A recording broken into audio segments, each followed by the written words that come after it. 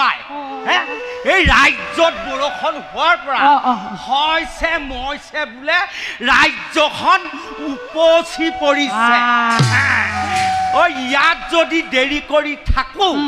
পিছত হাবি ভাঙি খেতি মুকলি কৰি আৰু তইতো জানই মোৰ পৰিয়ালৰ কথা জানোতো পাটিধাৰীয়ে দুধাৰিকে পেল পেলকে ল'ৰা ছোৱালী মুখা জন্ম দি লৈছে এতিয়াহে খাৱলি খাইছে আৰু অলপতো ভবিছ নাইনে